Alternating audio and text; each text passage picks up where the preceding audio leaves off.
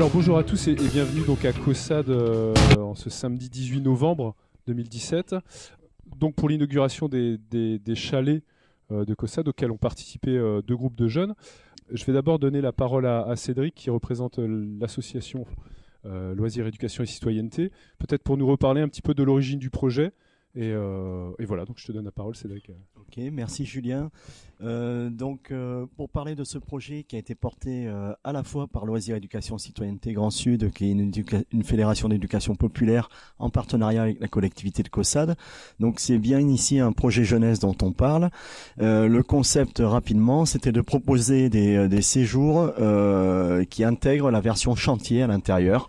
Donc les jeunes concrètement venaient 5 à 6 jours, participaient sur 4 voire 5 demi-journées sur des temps de chantier qui visaient donc la rénovation du chalet qu'on vient d'inaugurer. Et pour le reste, c'était des temps de vie quotidienne, préparer à manger, aller faire les courses et puis surtout faire des activités donc sur le territoire. Et puis là, c'est vous qui allez témoigner de toute cette expérience. Voilà pour le concept du chantier séjour, qui s'appelait d'ailleurs le projet Chapeau les Chalets et qui s'appelle encore Chapeau les Chalets. Chapeau les Chalets, donc peut-être je vais passer la parole à monsieur le maire. Pourquoi Chapeau les Chalets? Peut-être parce qu'on est sur un territoire de chapeaux, peut-être vous pouvez en parler un petit peu.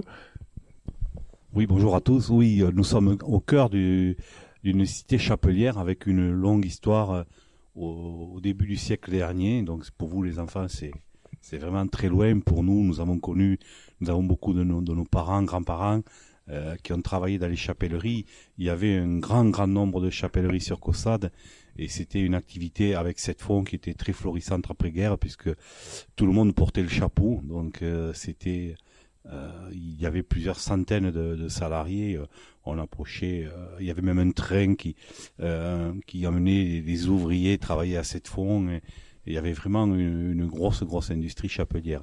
Aujourd'hui, malheureusement, il n'en reste plus beaucoup. Il en reste deux chapeliers, une chapellerie qui emploie une 60aine de salariés quand même, et une autre chapellerie qui en emploie une 12aine, mais qui fait davantage, qui travaille pour des grands couturiers.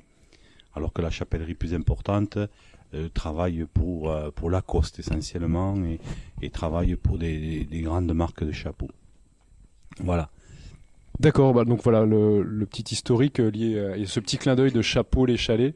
Alors comment a été perçu au niveau de la collectivité, cette initiative de vouloir un peu redonner vie à ces chalets sur le territoire?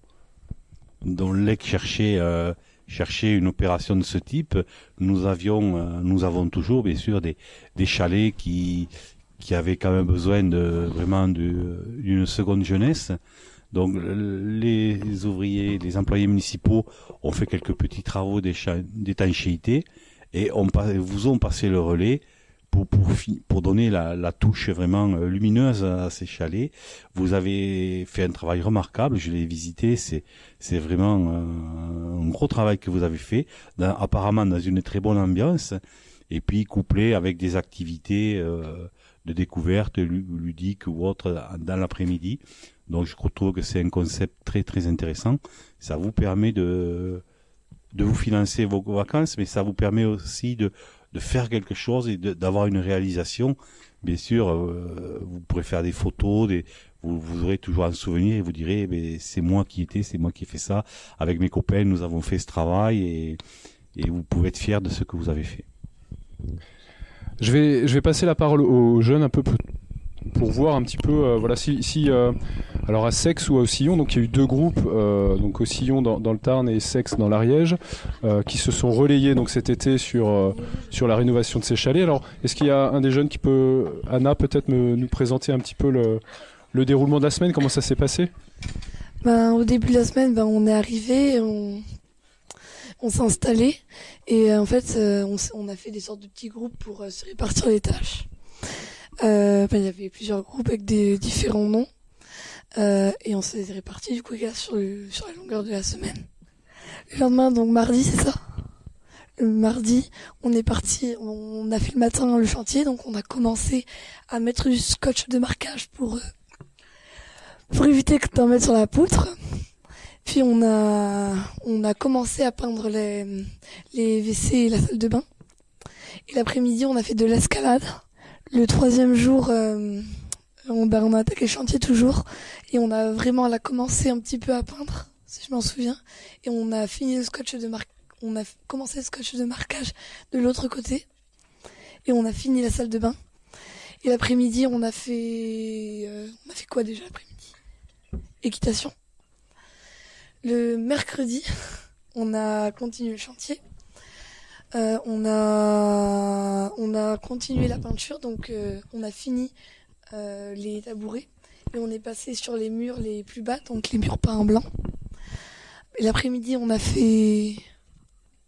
Donc en fait, voilà, et donc tous les matins vous étiez sur le chantier, c'est ça? Avec des travaux essentiellement de peinture, et tous les après-midi il y avait une activité un peu récréative, de loisirs ou de découverte un petit peu du territoire. Est-ce que sur Roussillon vous étiez sur le même schéma de type de séjour? Oui, on est arrivé, on a été très bien accueillis.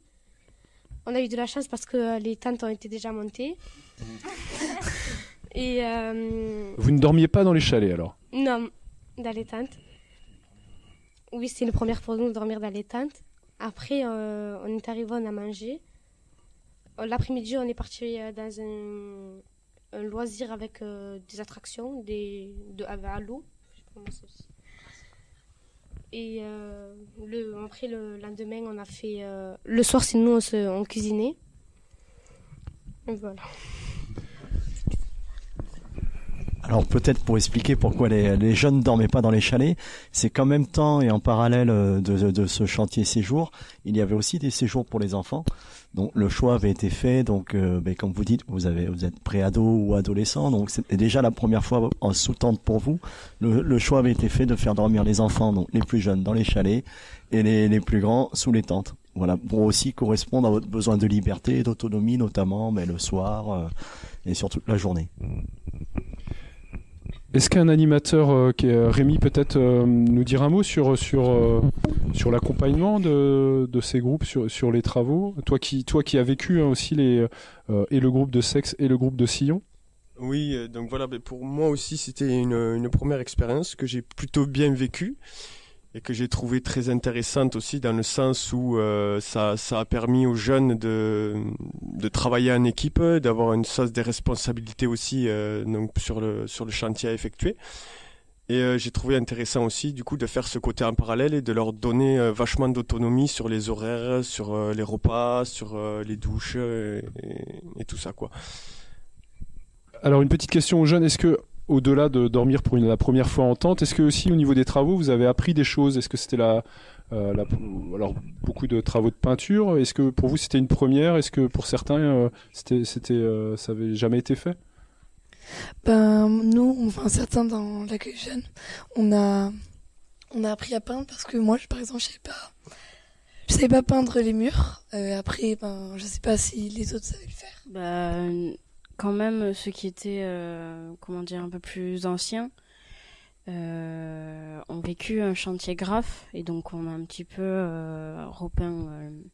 On l'a pas repeint un mur, on a repeint des planches qu'on a fixées sur un mur pour justement le secours populaire et ça nous a appris aussi des choses. Donc il y a certaines choses que je savais, d'autres que je savais pas et puis donc oui, ça nous a appris des choses, mais en même temps il y avait des choses qu'on savait. C'est un complément quoi. Donc la mise en application de choses que tu avais déjà appris auparavant. Exactement. Alors il y a eu aussi des bancs en palette qui ont été faits, pardon. Est-ce que un des jeunes peut nous en parler aussi de comment c'est né là cette envie de faire des petits bancs? On trouvait le devant des chalets un peu vide. Et Julien, qui ramasse souvent des palettes, à chaque fois qu'il voit une palette qu'il peut prendre dans le camion, il me dit oh, une palette, venez on la prend. Et puis on était passé à côté d'un magasin où il y avait énormément de palettes empilées et il nous a dit venez on fait des bancs en palettes. Donc on lui a dit oui et pendant que les autres finissaient la peinture, nous on commençait nos bancs en palettes. Puis à la fin de la semaine, on était tous sur les bancs en palettes, on les a finis et puis voilà.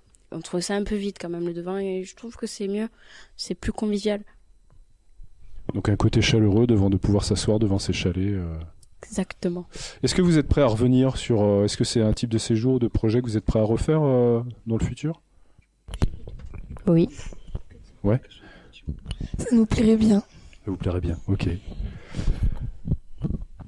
Peut-être un petit... Oui, Cédric, vas-y si tu veux. C'était aussi questionner les jeunes qui sont venus mais qui n'ont pas participé cet été. Voilà. Est-ce que ça, par exemple, ça vous donne envie de venir sur un de ces séjours, faire ce chantier et faire toutes les activités qu'on a décrites? Moi, j'ai trouvé que c'était bien et je suis prêt à le refaire plusieurs fois. Moi, je n'ai pas fait le chantier cet été et on a été invité à venir voir les résultats. Et franchement, j'ai trouvé que c'était vraiment pas mal. Ça me donnerait vraiment, après avoir vu, envie de venir l'été prochain pour venir participer également. Peut-être un petit mot de la fin. Est-ce que quelqu'un voudrait rajouter un petit mot ou une petite anecdote sur le séjour J'ai bien aimé aussi le soir, on est parti s'allonger sur le stade avec les petits, regarder les étoiles, j'ai bien aimé. Ah, ok. Des moments simples mais agréables.